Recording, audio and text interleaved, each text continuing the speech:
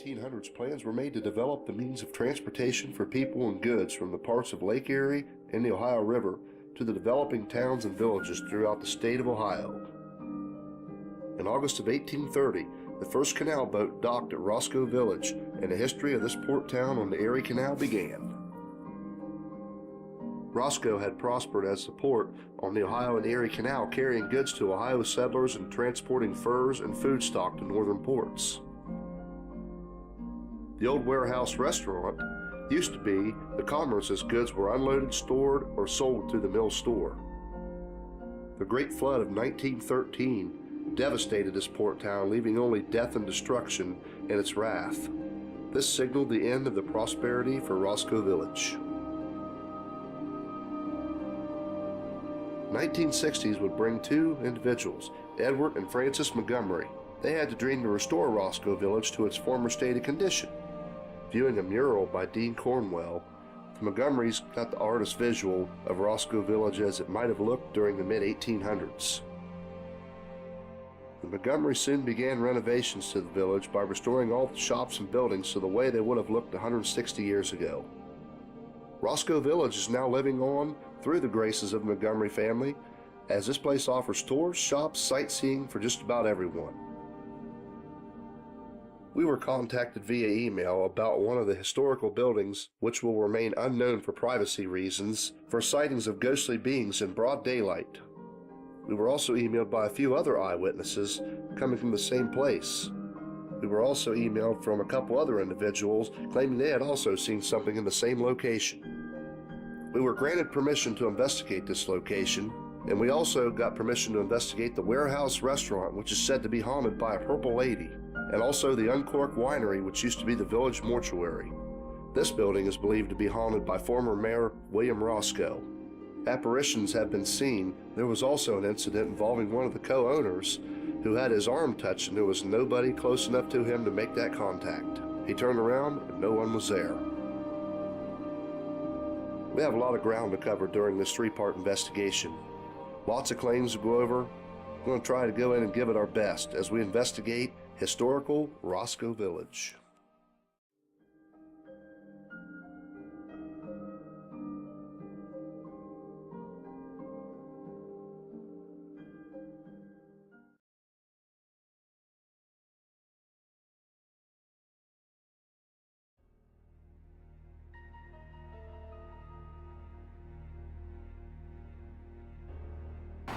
See, he and his wife Eliza lived here.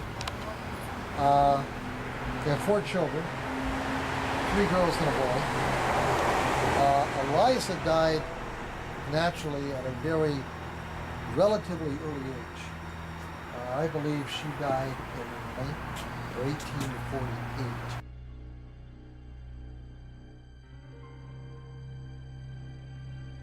He opened a practice in 1833 and was village doctor for about the next 50 years.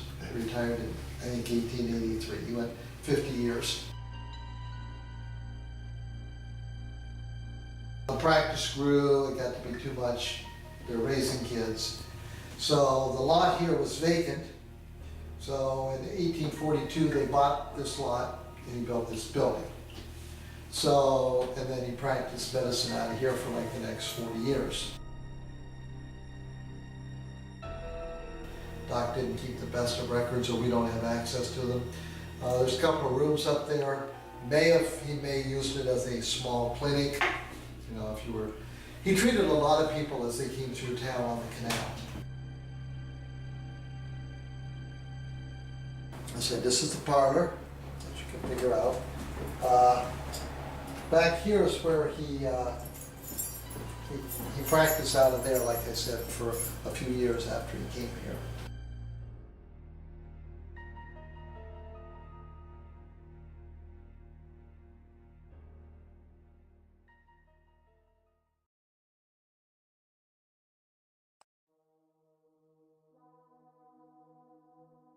There are a lot of little things that have happened over the years. I think I talked to you, Josh, on the phone the other night about meals being rang in after the kitchen's been closed for 50 minutes. Yeah, Yeah, I yeah. had my name on it as though I did it, Yeah. and I didn't even touch the computer. And I still kept the tickets, showing that the tickets were printed an hour after the kitchen had closed, and was asking for 3 hamburgers, rare, and loaded potatoes, which is different. I mean, you don't get that order very often. Something else, ain't it? Yeah, so that was pretty strange. So, we have an attic here, so let's go up here and I'll show you the attic.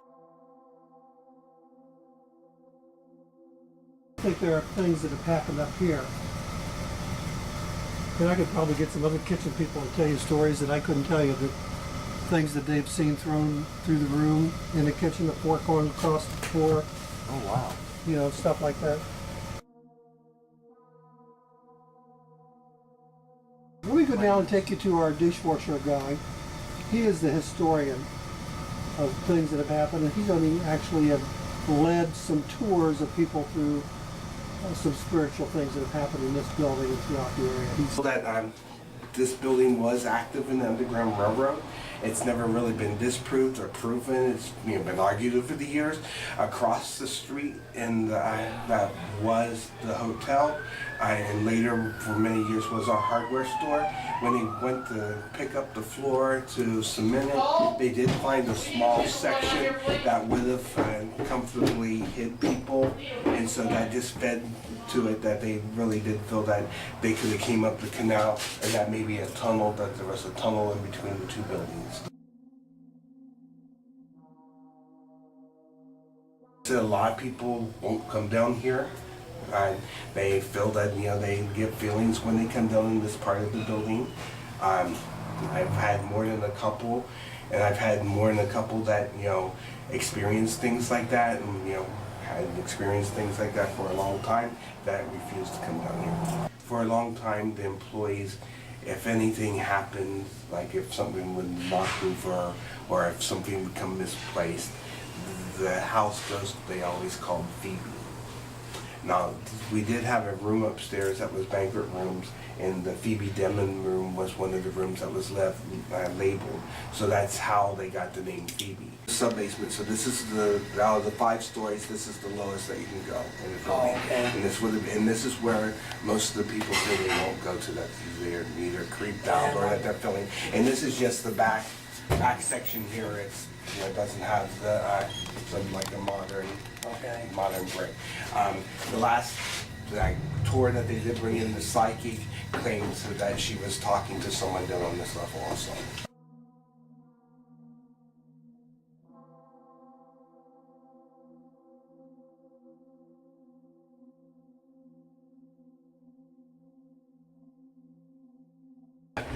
Just inside the door is what you've supposedly seen him. Okay. We also used to have a table 13 that was upstairs. We no longer have table 13.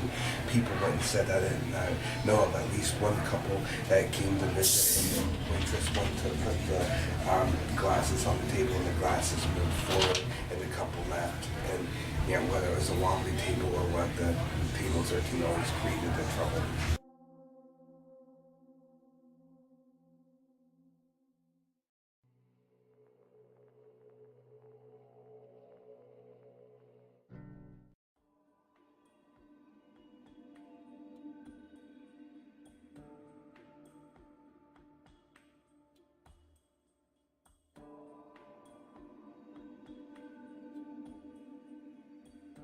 Okay, so this is part 1 of our Roscoe investigation, and we're locked in the, I know it's Ghost Adventures, but we're physically locked. Show them that we're locked in, Seth.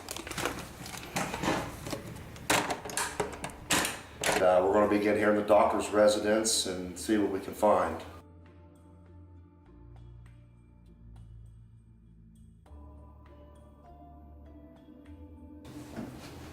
So, if Dr. Johnson's still here, can you come out and talk to us? Tell us anything?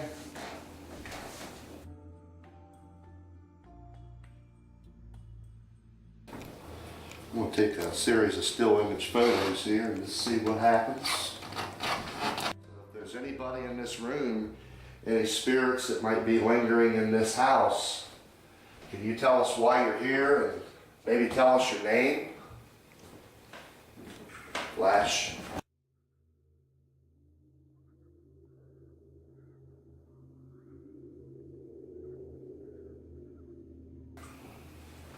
Can you make a sound and let us know you're here?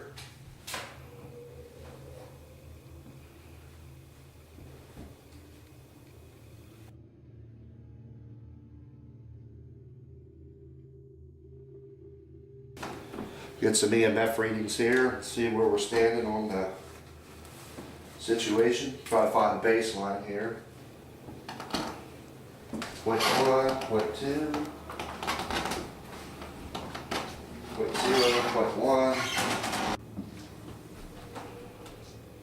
0.0, 0.2, 0.2, 0.3, 0.1, 0.1.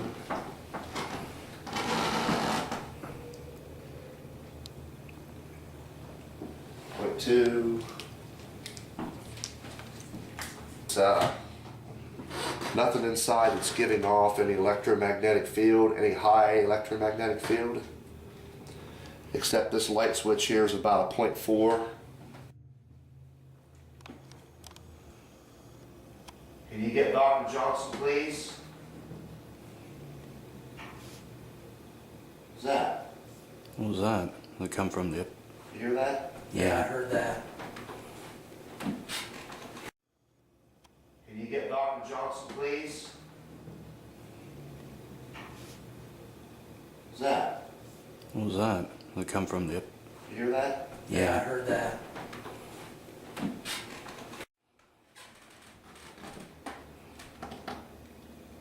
Dr. Johnson, we got a sick man down here. I don't know what to do, I'm not a doctor. Is there anybody here that can make that sound again that I just heard a little bit ago? I heard it, this is plain as day. Eliza, are you here with us? We've been told that you had 4 children. I bet you really loved them a lot, didn't you?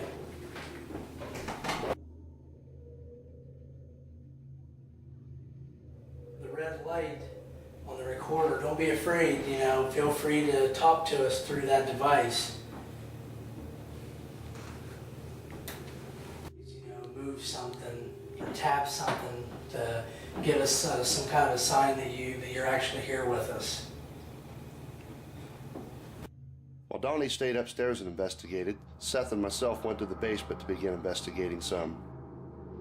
We're going to do a little bit of EVP work down here, and we're going to use a flashlight here to see if we can communicate with anything. Some of the results we find vary, and we can go 35, 40 minutes and just sit there and that thing won't turn on. The moment we ask a question, it comes on and off with, commands. So I find it difficult to judge and difficult to not agree with. As you can see, it's set pretty good, so let's go ahead and set an EMF detector up here to see if we can document anything.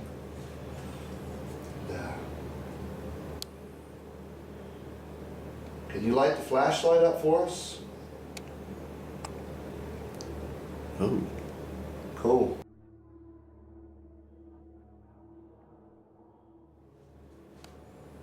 Can you shut that flashlight off, please?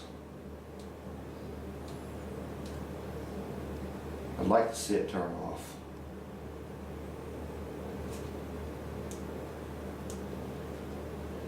You may not have what it takes to turn the flashlight off. Are we speaking with Dr. Johnson?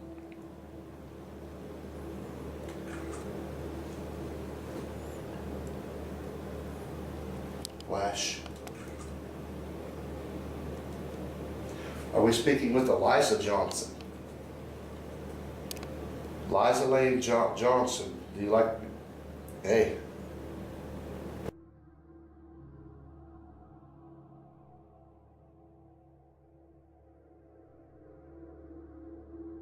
So the flashlight hits in the basement were pretty relevant to the location.